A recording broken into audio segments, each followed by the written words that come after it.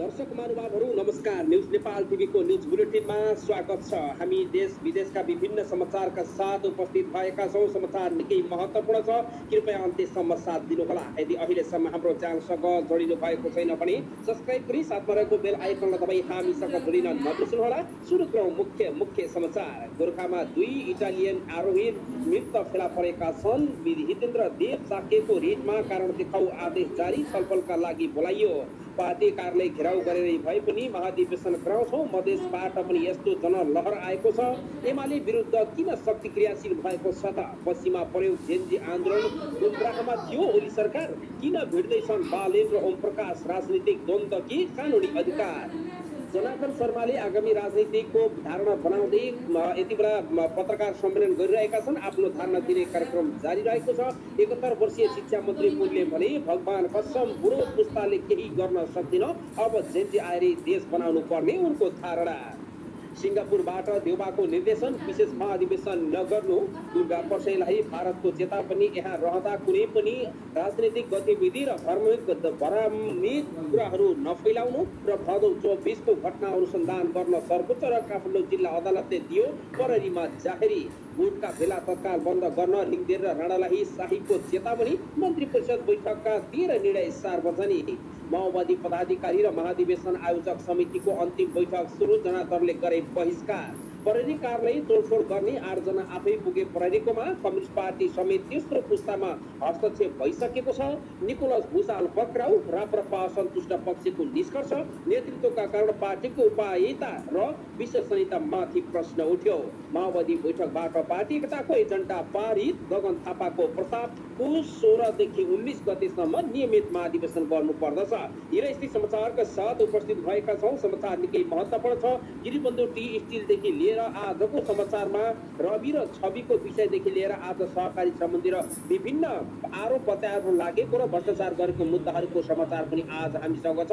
कृपया समाचार महत्त्वपूर्ण छ, त्यसैले अन्त्यसम्म साथ दिनुहोला। यदि अहिलेसम्म हाम्रो च्यानलसँग जोडिनु भएको छैन भने सब्स्क्राइब गरी साथमा रहेको बेल आइकनलाई दबाई हामीसँग जोडिन नबिर्सनुहोला। सुरु गरौँ समाचार विस्तारमा। माओवादी बैठकमा पार्टी एकता सम्बन्धी प्रस्ताव पारित भएको छ। नेकपा माओवादी केन्द्रको महाधिवेशन आयोजक समितिको पार्टी एकता सम्बन्धी प्रस्ताव पारित भएको हो। प्रज्ञा भवन कमातीमा बसेको अन्तिम बैठकमा पार्टी महाधिवेशन आयोजक समितिबाट र त्यसको तर्फबाट नेता नारायणकाजी श्रेष्ठले एकबद्धता सम्बन्धी प्रस्ताव पेश गरेका थिए। श्रेष्ठको प्रस्ताव महाधिवेशन आयोजक समिति सदस्यले ताली बजाएर पारित गरेका थिए। त्यसक्रममा श्रेष्ठले पार्टीलाई अझ बलियो बनाउँदै जेनजी पुस्ताको भावना समेटेर अघि बढ्ने बताएका छन्। बुधबार नेकपा एकीकृत समाजवादी लगायतका दलहरूसँग माओवादी एकता गर्दैछ। महेश बस्नेतलाई तत्काल पक्राउ गर्न शोभा पाठकको माग आएको छ। शोभा पाठकले एमालेका नेता महेश बस्नेतलाई तत्काल पक्राउ गरी कारबाही गर्न माग गरेकी छिन्। मङ्गलबार राजधानीको सम्वाद डबलीमा पत्रकार सम्मेलन आयोजना गरी पाठकले बस्नेतलाई अध्यक्ष केपी शर्मा ओली र प्रहरी प्रशासनदेखि न्यायिक निकाय समेतलाई संरक्षण गरेको आरोप लगाएकी हुन्। पीडित पाठकले विगत 11 वर्षदेखि आफूलाई बस्नेतले यौन शोषण तथा दुर्व्यवहार गरेको बताउँदै भन्छन्।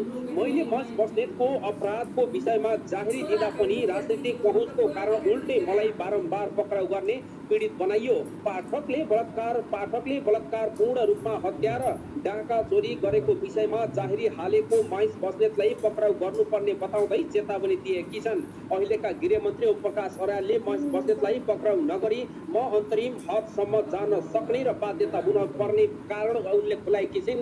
पाठकले वर्तमान सरकारका खेलकुद तथा मन्त्री बल्लु गुप्ताले महेश बस्नेतको योजनामा आफूलाई अपहरण गरी जबरजस्ती दुर्गा पर्साईको विरुद्धमा बोल्न बाध्य बनाएको पनि बताएकी छन्। पत्रकार सम्मेलनमा उपस्थिति सामाजिक अभियन्ता र अभिवक्ताहरूले पनि पाठकको मागलाई समर्थन गर्दै बस्नेतलाई पक्राउ गर्नुपर्ने बताएका छन्। सामाजिक अभियन्ता राधिका बरालले पनि वर्तमान सरकारले बस्नेतलाई पक्राउ गरी कारबाही गर्न माग गर्न पनि सबैले अनुरोध गरेका छन्। मन्त्री बल्लु गुप्ता पनि दोषी भएको, उनलाई पनि कानुनी दायरामा ल्याउनु पर्ने बताइएको छ। अधिवक्ता वाइपी अधिकारीले पनि महेश बस्नेतलाई पक्राउ गरी अनुसन्धान गर्ने भन्दा पीडितलाई पुलिस हिरासतमा लिनु गलत भएको बताएका छन्। उनले बस्नेतलाई बारे उजुरी पनि पर्दा उनलाई कानुन नलाग्ने तर शोभालाई कानुन लाग्ने, अवस्थालाई सानालाई ऐन र ठुलालाई चेन हो भन्ने टिप्पणी गरेका छन्। अधिवक्ता मनिष गौतमले पनि पुराना राजनीतिक दलहरूको आडमा कानुन हातमा लिएर अन्याय अत्याचार बढाएको र अब बदलिँदो परिस्थितिमा त्यसलाई रोक्ने प्रयत्न गर्नुपर्ने धारणा राखेका छन्। गुटको भेला तत्काल बन्द गर्न राजेन्द्र लिङ्गदेल र राणालाई शाहीले चेतावनी दिएका छन्। राष्ट्रिय प्रजातन्त्र पार्टी राप्रपाका भित्र आन्तरिक किचलो बढिरहेको बेला पार्टी नेता एवं जुम्लाका सांसद ज्ञानेन्द्र शाहीले पार्टी नेतृत्वलाई गुटबन्दी छाडेर एकजुट हुन चेतावनी सहित अपिल समेत गरेका छन्। अध्यक्ष राजेन्द्र लिङ्गदेल र महामन्त्री धवल शमशेर राणालाई लक्षित गर्दै शाहीले सामाजिक सञ्जाल मार्फत सार्वजनिक रूपमै आफ्नो असन्तुष्टि र आक्रोश व्यक्त गरेका हुन्। उनले नेताहरूले व्यक्तिगत स्वार्थ र अहमद त्याग तथा राष्ट्रिय हितका लागि प्राथमिकता दिन आग्रह गरेका छन्।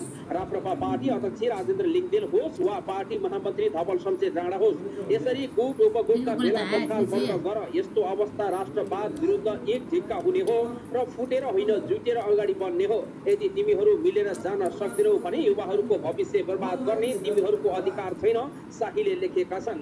शाहीले नेताहरूलाई राष्ट्रवादी शक्तिलाई पनि कमजोर नबनाउन र जनताको आशा सुस्ता नगर्न समेत चेतावनी दिएका छन्। अन्तरिम सरकारले पनि राम्रो काम गर्नुपर्ने र राम्रो काम गरे आफूले पनि प्रोत्साहन गर्ने शाहीले बताएका छन्।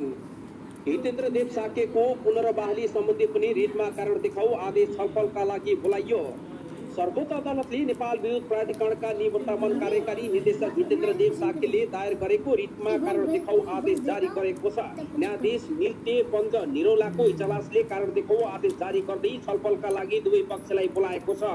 सरकारले आफूलाई गैरकानुनी रूपमा पदबाट हटाएको भन्दै उनले पुनर्बहालीको माग गर्दै सोमबार सर्वोच्चमा रिट दायर गरेका हुन्। जेन्जी आन्दोलनपछि कुलमान घिसिङ ऊर्जा मन्त्री भएपछि उनको सिफारिसमा मन्त्री परिषद बैठकले साकेलाई विद्युत प्राधिकरणको कार्यकारी निर्देशन पदबाट हटाउने निर्णय गरेको थियो। सरकारले साकेलाई हटाएर मनोज सिंहवाललाई प्राधिकरणको कार्यकारी निर्देशकमा नियुक्ति गरेको थियो। केपी ओली नेतृत्वको सरकारले कुलमानलाई हटाएर साकेलाई प्राधिकरणको कार्यकारी निर्देशकमा नियुक्ति गरेको थियो। काङ्ग्रेस बैठक पुस 16 देखि महाधिवेशन गर्न गगन थापाको प्रस्ताव। नेपाली कांग्रेसका महामन्त्री गगन थापाले जारी केन्द्रीय समिति बैठकमा महाधिवेशनको कार्यतालिका पेश गरेका छन्। सानिपामा जारी बैठकमा पुस 16 देखि 19 गतेसम्म 15औं महाधिवेशन गर्ने गरी कार्यतालिका पेश गरेका हुन्। उनले कार्यतालिका पेश गर्दै चुनाव अघि नै महाधिवेशन गर्नै पर्ने बताएका छन्। महामन्त्री थापाले बोलिसकेपछि अहिले सहमन्त्री देवेन्द्र यादवले बोल्दैछन्। उनी भन्छन्, संस्थापक पक्षको तर्फबाट वैशाखमा महाधिवेशन गर्ने गरी कार्यतालिका पेश गर्दैछौँ, यसमा सबै सहमति हुनुपर्छ। दुर्गा पसैलाई भारतको चेतावनी, यहाँ रहँदा कुनै पनि राजनीतिक गतिविधि र भावी नगर्नु। मेडिकल व्यवसायी दुर्गा पर्साईलाई लिएर भारतले आफ्नो राजनीतिक गतिविधिसँग कुनै सम्बन्ध नरहेको बताएको छ। क्यान्सर उपचारको फलोअपका लागि भन्दै दिल्ली पुगेका पर्साईलाई लिएर भारतले उनको राजनीतिक गतिविधिसँग सम्बन्ध र चासो नरहेको प्रश्न पारेको छ। पर्साईले आफ्नो भारत भ्रमणलाई भारतीय नेताहरूसँग भेटघाट गरी नेपालको राजसंस्था र हिन्दू राष्ट्र पुनर्स्थापनाका लागि नैतिक समर्थन जुटाउने प्रयासका रूपमा प्रस्तुत गर्दै आएका हुन्। तर भारतीय अधिकारीहरूले भने पर्साईका गतिविधिहरूमा कुनै पनि संलग्नता वा चासो नराखेको बताएको भारतीय समाचार एजेन्सी एनटीबीटीले पनि जनाएको छ। अहिले भारत नेपालसँगको स्थिर सम्बन्ध कायम राख्नमै केन्द्रित रहेको छ र नेपालको आन्तरिक राजनीति कुनै प्रकारको हस्तक्षेप नगर्ने भारतको कूटनीतिक तथा सुरक्षा सुरक्षित जनाएको छ। भारतीय अधिकारीहरूले पर्साईलाई भारतमा रहँदा कुनै पनि राजनीतिक गतिविधि नगर्न र भारतीय समर्थकहरूको मार्मक दाबीहरू नगर्न चेतावनी दिएको एनटीबीटीले जनाएको छ।